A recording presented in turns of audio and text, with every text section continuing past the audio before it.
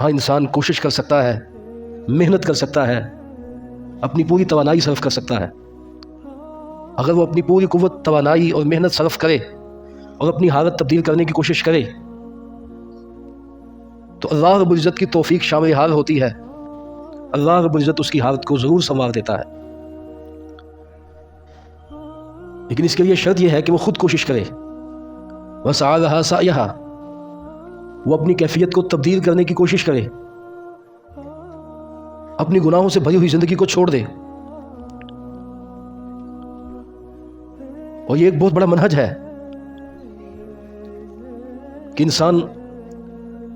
اگر ایک زندگی سے نکلنا چاہتا ہے تو اس سے نکلنے کی کوشش کرے،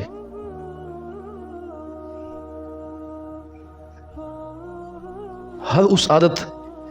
ہر اس فعل، ہر اس جگہ کو ترک کر دے جو اس کے لیے گناہ میں ملوث ہونے کا ایک سبب اور ذریعہ ہے۔ صحیح بخاری میں ایک قصہ موجود ہے، وہ شخص جس نے ایک کم 100 قتل کیے تھے، پہلے اس نے ایک راہب سے مسئلہ پوچھا تھا، لیکن اس کا فتویٰ مبنی بر فقہ نہیں تھا، فقہ سے خالی تھا۔ پھر اس نے ایک عالم اور فقیہ سے فتویٰ پوچھا، اس عالم اور فقیہ نے یہ فتویٰ صادر کیا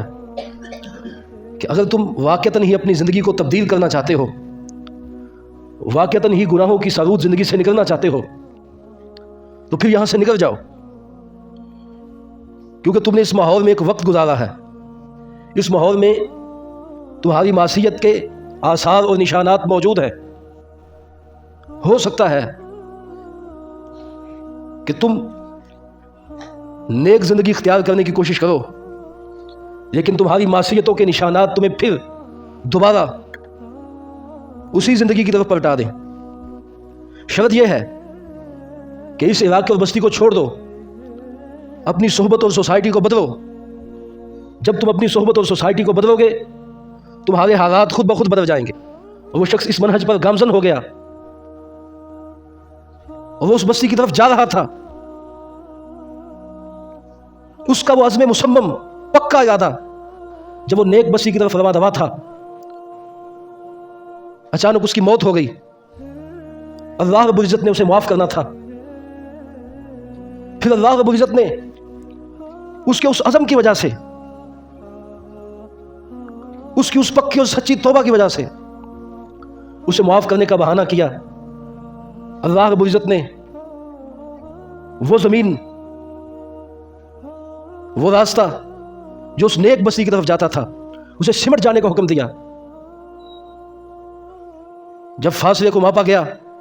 وہ شخص نیک بستی کے قریب تھا، اور یہی اس کی بخشش کا سبب اور ذریعہ بن گیا۔ مانا یہ ہے کہ انسان اگر ایک زندگی سے نکلنا چاہتا ہے، وہ ہاتھ پہ ہاتھ رکھ کے بیٹھا ہی نہ رہے، بلکہ اس سے نکلنے کی بھرپور کوشش کرے، اس ماحول اور معاشرے کو ترک کر دے